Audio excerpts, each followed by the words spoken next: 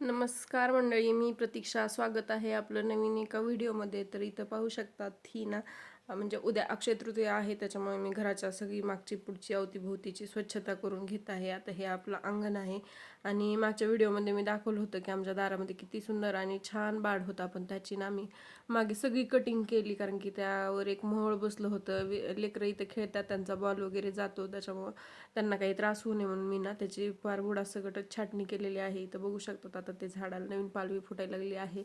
आणि त्याच्यानंतर ना इथं हे आपलं रामफळ. आता ह्या रामफळाला सुरुवातीला म्हणजे तेव्हा मी खूप अशी डीप क्लिनिंग केली होती. त्याच्यानंतर मी असं साईडनं झाडून घ्यायचे. त्याच्यानंतर म्हटलं चला आता आज पण आपण चांगलं झाडून वगैरे काढूया.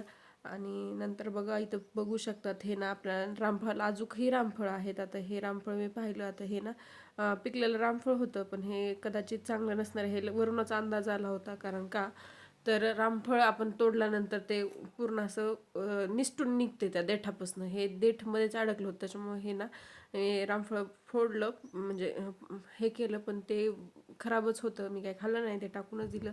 त्याच्यानंतर इथं बघू शकतात आपल्या झाडांना पाणी द्यायला चालू आहे. पाईप सोडलेला आहे आणि तिथंच चिमण्या कशा आलेल्या आहेत पाणी पिण्यासाठी, आणि सोबतच तिथं दाणे पण त्या टिपत आहेत. कारण की मी तांदूळ वगैरे टाकत असते, मला माहिती आहे आता पशु पक्षी येतात त्याच्यामुळे. आणि मी ना कॅमेरा असं झूम करून त्यांची शूटिंग घेत होते, कारण की मी जर जवळ गेली तर त्या उठून जातील, म्हणून मी असं दुरून दुरून त्यांचं शूटिंग घेत होते. आता इथं ह्या नारळाच्या बुडाला तो खूप जास्त चिमण्या आहेत आणि जसं की त्यांना माझी चावल लागली तसं त्या उडूनही गेल्या. म्हणजे ज्याची मला भीती होती तेच झालं.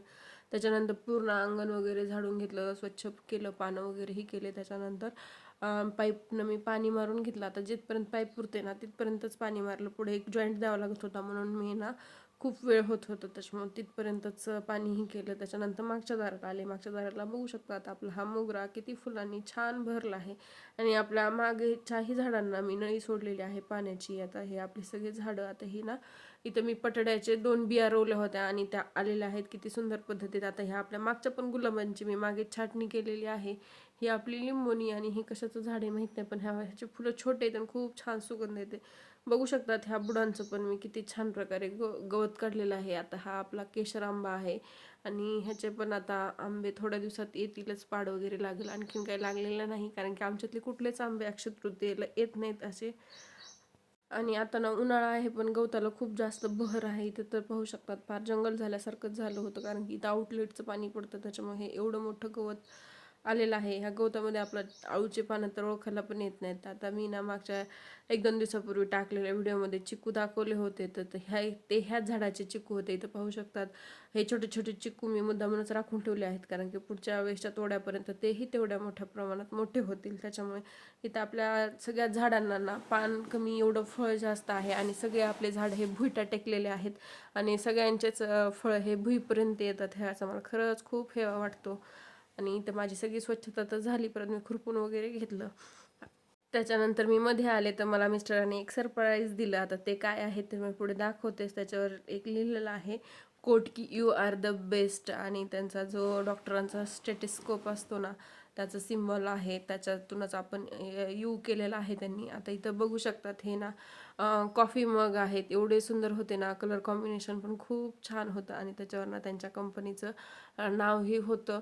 आता इथं बघू शकतात पांढऱ्या आणि केशरी कलरमध्ये आहे आणि ह्याच्यावर पण लिहिलेलं आहे. किती सुंदर आहे हे. आता आमच्या ॲनिव्हर्सरी गिफ्ट आहे. आता ॲनिव्हर्सरी तर 2-3 दिवस लांब आहे, पण हे अगोदरच म्हणजे MR व्हिजिटला येऊन गेले तेव्हाच हे देऊन गेले. किती सुंदर म्हणजे कप आहेत. मला तर खूप आवडले आणि मला खरंच माझ्या मिस्टरांचं खूप प्राऊड आहे, कारण की त्यांच्या कामाची पोचपावती आहे. ते काम खूप छान प्रकारे करतात, त्याच्यामुळे तर त्यांना एवढं सगळं असं हे होतं. त्याच्यानंतर आज पाणीपुरी आणि वडापाव आणला होता, ते खाऊन आम्ही एन्जॉय केलं. व्हिडिओ आवडला असेल तर लाईक, शेअर आणि सबस्क्राईब करा. अजिबात विसरू नका. थँक्स.